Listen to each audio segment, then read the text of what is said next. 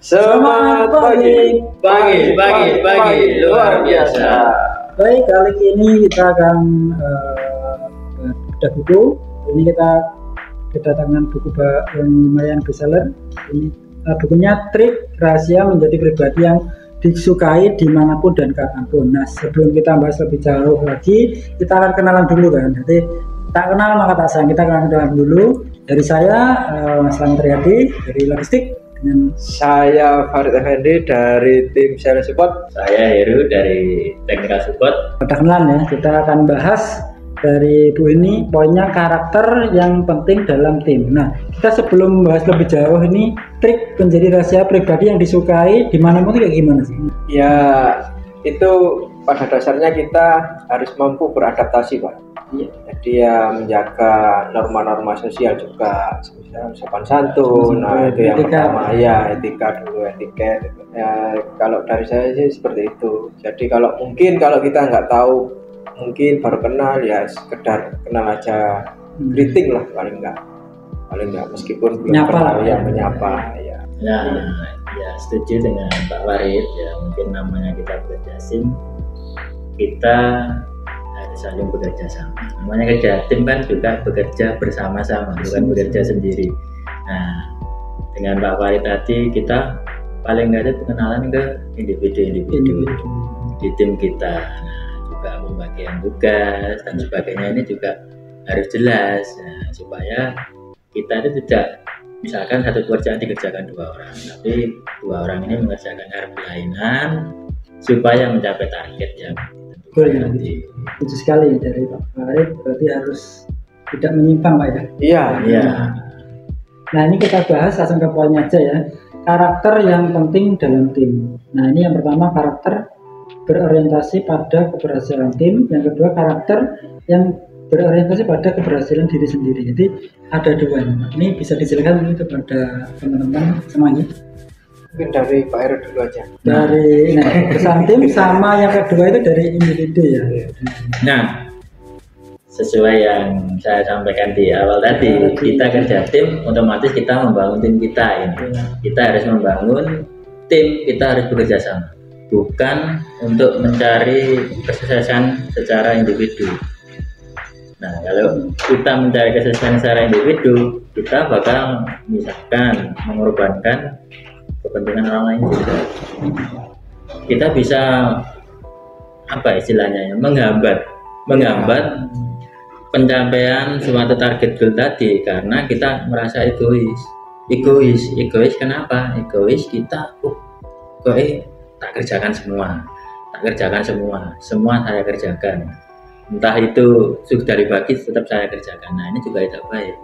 Nah, makanya bekerja bersama-sama kita juga mendelegasikan tugas, misalnya kita briefing ya, tahu kemampuan setiap karakter individu di dalam satu tim itu tadi.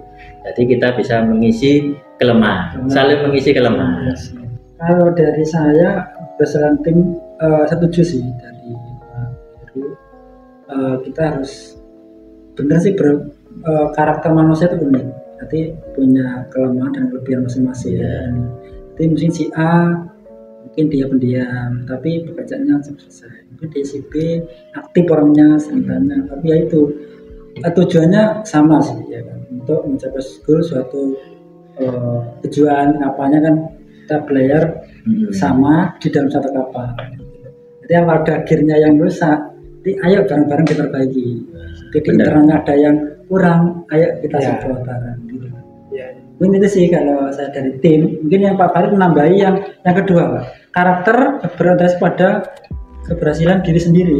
Kaitannya ini perlu diluruskan. Maksudnya itu diri sendiri itu dalam artian diri sendiri itu target yang dicapai, tapi berdasarkan dari target visi misi yang tim bangun. Jadi visi misi dari tim tersebut apa? Nah, itu pasti nanti otomatis dari setelah seperti kata Pak Heru ada pendelegasian tugas. Nah, itu baru kita menetapkan target untuk diri sendiri. Misal seperti kayak Pak Heru pengerjaan servis. Nah, itu kan nanti yang penting kan tercapai targetnya. Misal tim ini dalam waktu misal seminggu harus selesai. Nah, itu nanti mungkin dari Pak Heru nanti bisa mengatur tiap harinya mengerjakan berapa gitu. Seperti itu sih contoh simpelnya itu. Jadi mengatur untuk targetnya sendiri, kemampuannya sampai berapa diatur.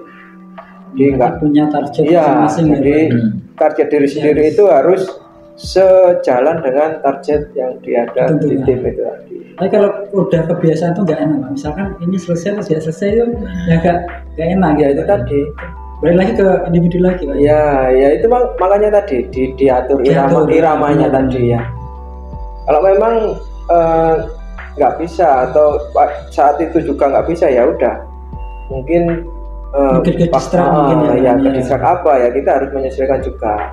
Harus tetap di report. Ya perlu ada report reasonnya apa. Oke, keren. Ini saling berkaitan Mbak antara tim sama individu. Kebetulan divisi kita berdua support. Kan support. Kita juga support. Iya. Saling support ya. Saling dari sini Pak ada ini bisa kan mungkin ya kan. Mungkin dari Pak Slamet juga mensupport kita ini selaku pengiriman ke edisi atau ke user. Cari yang cepat, aman, murah, ya kan? Itu kalimatnya gitu. Oke, lanjut Pak ya. Nah ini logikanya memang kalau dalam tim kita harus mengupayakan agar bisa berjalan beriringan. Oleh sebab idealnya memiliki orientasi kebersamaan tim dan bukan diri sendiri. Jadi kita harus bersama. Nah ini ada poin lagi. Orang dengan karakter pertama akan selalu mengupayakan cara agar tim berhasil memenuhi harapan perusahaan dan target apa ditetapkan. Nah ini prinsip kebersamaan sangat kental di dunia kerja daripada dunia personal atau orang asing. Ya, sangat kental dengan dunia kerja. Nah itu tadi yang namanya prinsip kebersamaan ya nggak bisa terlepas dari bagian satu tim itu tadi. Kan karena kita sebagai satu tim juga mempunyai arah dan tujuan. Nah visi dan misinya satu tim tadi ya. Nanti juga untuk tiap individu itu tadi ada satu individu yang namanya leader. Leader itu juga menentukan karena juga mengarahkan, nah juga mendengarkan bagaimana kan nanti sebagai juga ada problem solving, mungkin ada kendala apa di tim kan gitu. Nah itu tujuan untuk kebersamaan itu harus dibangun bersama-sama, nggak bisa satu orang ke utara, satu orang ya oke lah, tapi kan nanti harus kembali ke pusat kan gitu, kembali ke jalurnya. Ke jalurnya tadi mana. Kalau saya sih seperti itu. Penting kebersamaan. Iya, kebersamaan namanya kita kebersamaan tadi kan sejalan dengan apa? Identik dengan kerja tim ya. Nah, sebenarnya kerja tim ini juga sangat macam-macam. Misalkan kita di masyarakat kebersamaan gotong royong, misalkan membersihkan saluran ya, jabat itu juga suatu bentuk kebersamaan. Nah nanti hasilnya itu juga yang menikmati semuanya. Jadi target lingkungannya ya. Jadi kalau misalkan ada yang support atau yang nggak ikut, nanti juga bakal menurunkan prestasi atau target itu sendiri yang ditentukan. Makanya kebersamaan ini bisa dalam lingkup luas sebenarnya, bukan hanya bekerja saja ya, tapi mungkin kebersamaan ya sosial masyarakat juga pasti perlukan keberagaman dan kebersamaan itu tadi.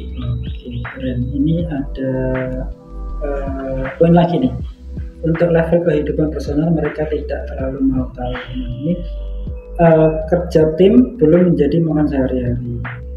Nah ini namun kekurangan bisa jadi dikental. Kerja tim yang efektif itu ya gimana Pak? Kerja tim yang memang benar-benar nggak membuang waktu ya kan? Yang efektif dan benar-benar memaksimalkan waktu. Sebenarnya kata efektif, efektif ini dalam tanda kutip, efektif untuk target yang mana dulu. Jadi sebelum kita bekerja efektif, kita itu menentukan target kita dulu.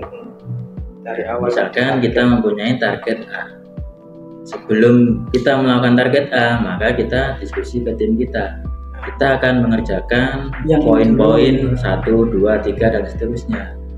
Nah bila nanti di poin 1 ini kita mengerjakan kok terlalu ribet, terlalu bagaimana, kita harus memangkas. Jadi efektif ini bukan kita bekerja cepat terus efektif, bukan, tapi efektif kita merumuskan dulu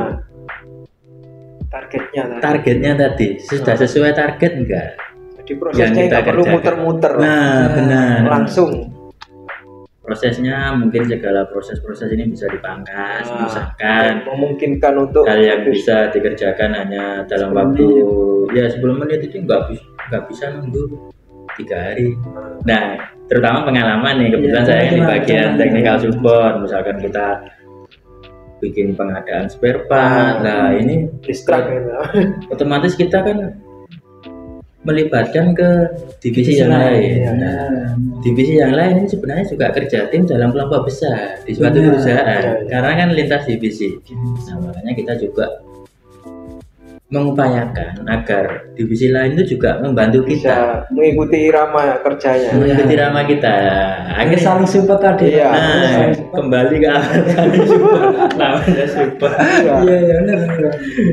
Mungkin menurut Pak Samet atau Pak Farid tambah. Jadi harus kalau di divisi saya kan harus mana dulu. Kadang itu si sales sebenarnya udah berapa nih. Ya. Ini harus diinput dulu. Nah, misalnya barang datanya 100. Nah, yang mana dulu yang cepat laku itu? Kita dulu ya. Jadi kita infokan dulu, harus kerja sama saya juga sama tech support. Pak, ini harus diisi dulu atau tidak? Takutnya kenapa? Sampai ke customer ada problem, nanti ngerepoti bagian yang lain juga. Kan sebelum kan? itu pertama-tama kita tentukan dulu. Mau kita mengikuti alur yang mana dulu? A, B, C. Mungkin dari Pak Farid dari sisi ini, Pak. Sales support mungkin. Sales support yang namanya efektif itu kalau saya itu sih apa sehari bisa ngechat 35 bukan beda ya. Efektif itu kalau saya kan namanya sales support juga ya bisa membantu lebih juga ke lintas divisi juga seperti Pak Heri juga kan, karena kita bagian mensupport di terutama berhadapan langsung ke customer, apalagi kan gitu. Customer ini bukan internal perusahaan tapi sudah orang lain eksternal kan gitu. Dari kasarannya saya sebagai jembatan antara user sama perusahaan. Dan saya juga ya Pak? Iya, ya semua, ya itu tadi secara global kan saya mewakili perusahaan pada user. Yang pertama berhadapan kan gitu. Nah, untuk efektivitasnya ya itu tadi saya juga membutuhkan support dari tim-tim lain gitu loh. Misal ada kendala A, B, C kan ini bagaimana kelanjutannya kan gitu. Saya kasarannya sebagai penyampai juga kan gitu. Menyambungkan gimana. Kalau misal dari tim lain gak efektif ya, misal masih mungkin membutuhkan proses yang panjang, nah itu kan juga harus dicarikan solusinya untuk supaya lebih efektif. Karena juga user menunggu kan juga gitu. Kepastiannya bagaimana ini kan gitu. Tapi kita juga enggak malam waktu juga. Iya, makanya itu. Sampai berapa hari gitu kan. Nah, gitu. Harus ada tenggang waktunya. Itu sih kalau efektifnya sih. Kalau di sales support itu. Nanti sampai selesai gitu. Mungkin satu poin, mungkin sampai customer selesai. Mungkin begini, kalau mungkin secara garis besar untuk sebuah tim itu efektif itu bisa jadi cara kan gitu. Jadi satu tim itu kan banyak anggotanya. Mungkin caranya mana yang lebih cepat atau lebih tepat, cepat dan tepat. Nah itu tadi kan. Mungkin si A ini cepat tapi kurang tepat. Nah ini ada tepat tapi kurang cepat. Nah, mungkin bisa dikolaborasikan gitu loh. Nah itu tadi dari awal lagi menutup kekurangan-kekurangan, ya melengkapi. Cukup keren ya. Cukup keren. Jadi Jawa ya Pak. Bukan depan kita. Iya. Jawa. Jadi ini ada. Mungkin kalau dibahas semua bukunya nggak bisa besar. Iya, makanya kita per bab aja. Teman-teman bisa lebih enak mencerna gitu ya. Terus saja jadi nanti mungkin bisa dilanjut ke sesi lain dengan informasi lain. Iya. Kesimpulannya dari kita bahas tadi, kita perlu menyadari dan menghargai perbedaan yang ada. Iya. Benar kan Pak ya? Iya, Kita harus menghargai perbedaan, mungkin Iya, saya punya perbedaan itu tadi. ini.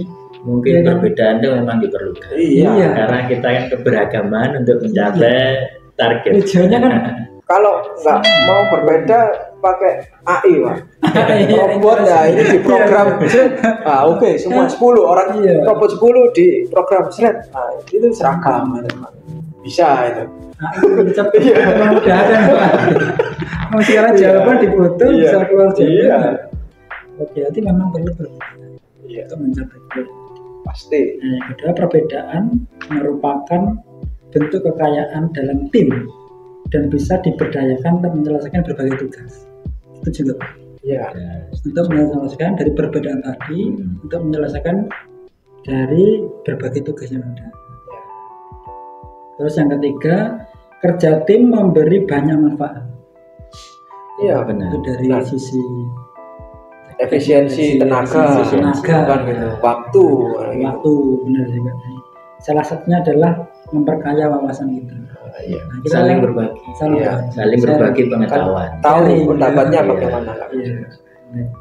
Dan yang keempat, tim yang sehat berawal dari kita sendiri. Kita harus mulai, benar kan? Iya. Nah, sesuatu itu dimulai dari Iya kan? diri sendiri. Namanya Tim juga yang sehat. tim kan, terdiri Iya. dari berbagai macam individu kan.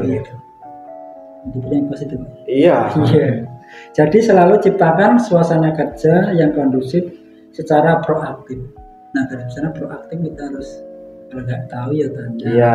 Nah, Kalau kayak sales, kalau ada produk baru, kiranya nggak tahu ya Ada tanya. kesulitan, Ada kesulitan. iya. Disiplin tepat Iya. waktu. Nah, itu kan Iya. juga penting. Iya. Menambah wawasan. Wawasan. Udah itu aja, kita per bab aja biar nggak lebih jauh lagi. Nanti kita lain waktu kita sambung lagi dengan bab lain dan formasi lain, benar Pak? Iya. Dan lebih seru lagi. Sekian bedah kali ini dan semangat pagi. pagi luar biasa.